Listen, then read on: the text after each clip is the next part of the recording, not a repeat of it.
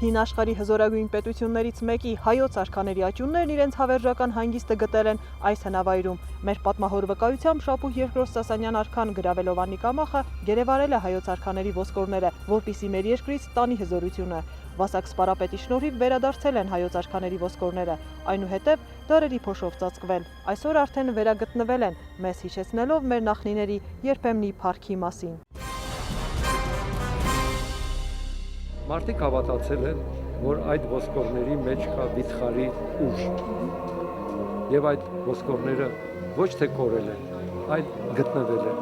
Հետևաբար հայոց աշխարհը վերադարձել հայոց արքաների ոգին, հայոց արքաների ուժը,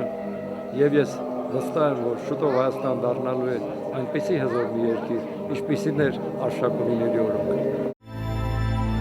Միայն խորին խոնարհումով հնարավոր է մուտք գործել հայոց հին արքաների դամբարան։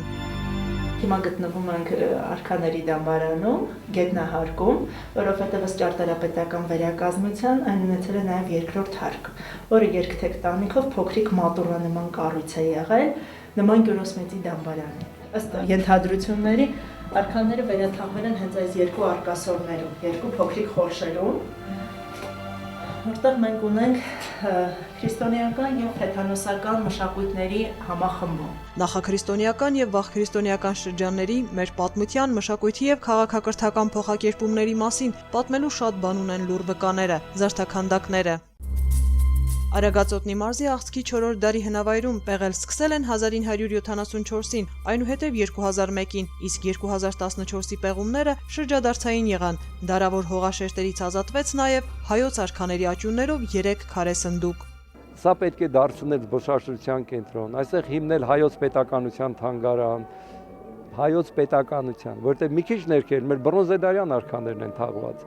Այս վայրը սրբազան է։ Մենք պետք է կարողանանք այն ճիշտ մատուցել, ստեղծել համապատասխան ենթակառուցվածքներ, որոնք կծառայեն զբոսաշրջության զարգացմանը։ Դա ամենակարևորն է այսօրվա զբոսաշրջության զարգացման պարագայում։ Հայոց արքաների աճյուններով քարե սնդուկներից 2-ը բացվել են, լույս սփռելով պատմության խորշերին։ Վերջին սնդուկի բացման արարողությունն հանդիսավոր էր։ Պարսիկները բերդից անհամար գանձեր էին դուրս բերել։ Տարածաշրջանի բնակիչների հետ ազգային ժողովի նախագահի գլխավորությամբ բարձրաստիճան պաշտոնյաները, Հայաստանում Ռուսաստանի Դաշնության, Բելարուսի, Ճապոնիայի, Հունաստանի դեսպանները, օտարերկրացի զբոսաշրջիկները բեմականացման շնորհիվ հայոց արքաների դամբարանում ականատես եղան վաղ միջնադարյան տեսարաններին։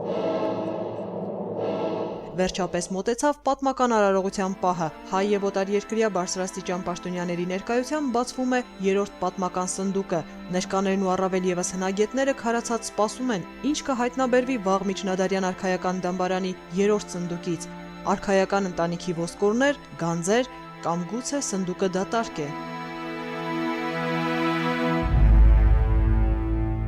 Հնագետների սպասումներն արդարացան, այս սնդուկում էլ ինչպես նախորդ երկուսում հայոց արքաների տոհմի աճյուններն են։ Մենք հողում եմ մոտավոր ավելի հստակ պահպանված ոսկորներ իրեն, վիճակով ավելի բարակ է, քան նախորդ երկու մասում հատուփերի։ Հնում մեր հարևան հզոր պետություններում հավատացել են, որ հայոց արքաների ոսկորները վիթխարի զորություն ունեն, որոնք պահում են հայոց աշխարհը, եւ մեր երկրի ուժը նաեւ հայոց հողին հանձնված հզոր արքաների աճյունների մեջ է։ Արտաշեսյան եւ Արշակունյաց արքայատոհմերի, որ ընտանիքների աճյուններն են քարե սնդուկներում, կփորձեն պարզել պատմաբաններն ու մարդաբանները։ Դեպքը կատարվել է 359 թվականին, այդ ժամանակ հայոց արքաներ Արշակ II-ով թագավորել է 350-ից 368 թվականներին։ Այդ ժամանակ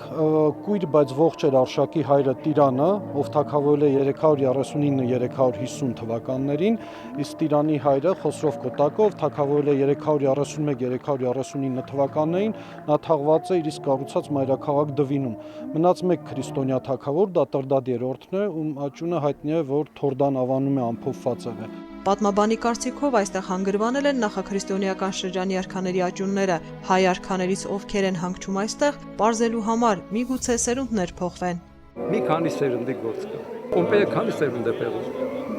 Մեծ միջոցներ ա պետք, ներդրումներ, երկար տեխնաժան աշխատանք, որպեսզի այդ բազմաբովանդակ ամբողջ շերտերը մեկ հետևից բացվեն։ Ընդամենը կես հեկտար տարածքում գտնվող արքայական դամբարանադաշտից բացի, կարելի ասել ամեն քայլափոխի հնագիտական արժեքավոր գտածոներ են հայտնաբերվում Աղցքի 50 հեկտար տարածքից։ Գինու հսկայական կարասներն էլ օրերս են հայտնաբերվել։ Երբ որ բացեցինք, իրենք գրեթե ամբողջությամբ դատարկ էին, միայն տակը նստվածք կար ու ենթադրում ենք, որ հենց գինու նստվածքն է դա։ Հնագետների վստահեցմամբ Աղսկի դամբարանադաշտը կարող է դառնալ աշխարհի կարևոր հնավայրերից մեկը։